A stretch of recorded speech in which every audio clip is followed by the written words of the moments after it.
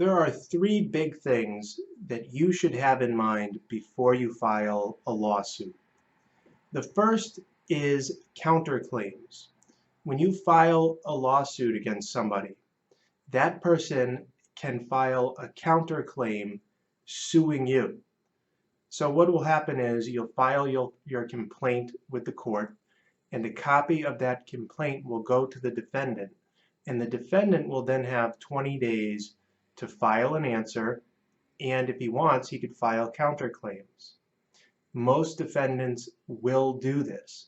So by filing a lawsuit against somebody, if they have any claims to make against you, they're going to do it, and if you lose, you could end up owing the defendant money. The second thing to consider is the cost of filing a lawsuit.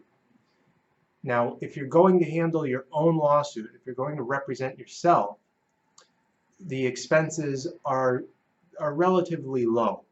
You'll need to pay the filing cost and the sheriff cost and all that's needed to get a lawsuit going. It's usually between $500 and $1,000. However, if you have a lawyer, you need to keep the lawyer's cost in mind. Now, if you're paying the lawyer by the hour, that's one thing. But if it's a contingency fee, which a lot of civil litigation, the lawyer is paid through a contingency fee, clients tend to forget that they have to pay that. And they'll be all eager to file the complaint and get into the court and start their lawsuit.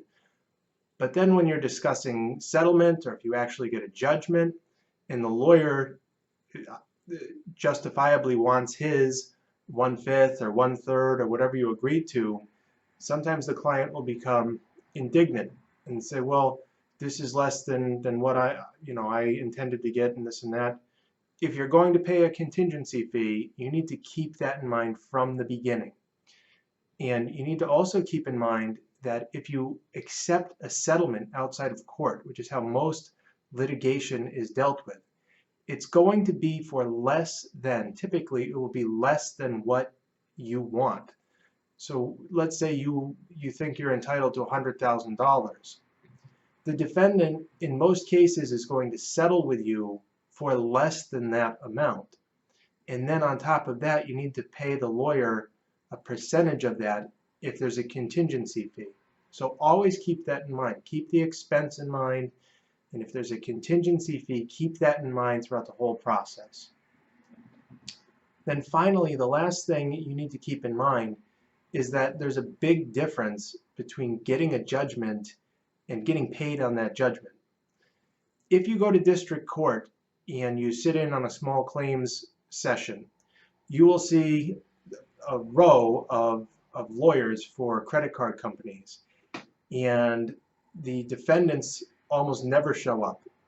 And throughout the hearings, you'll just see judgment after judgment after judgment issued to these lawyers. However, the amount of money collected from these judgments is probably minimal, because the defendant, even though there's a judgment against the defendant is the income's exempt, they're living on Social Security or welfare, or they're unemployed, they have no assets, so the judgment's essentially worthless. Before you file a lawsuit, take into consideration, does the defendant have the means to pay this?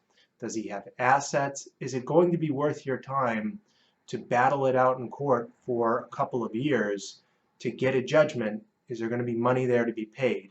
And if not, then you may just be wasting your time. Okay, so 3 things to consider. 1, counterclaims. 2, the cost of suing somebody.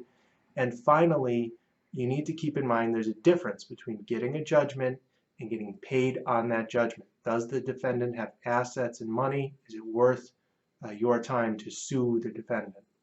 If you have a legal issue, please contact me and I'll be happy to work with you. Thank you.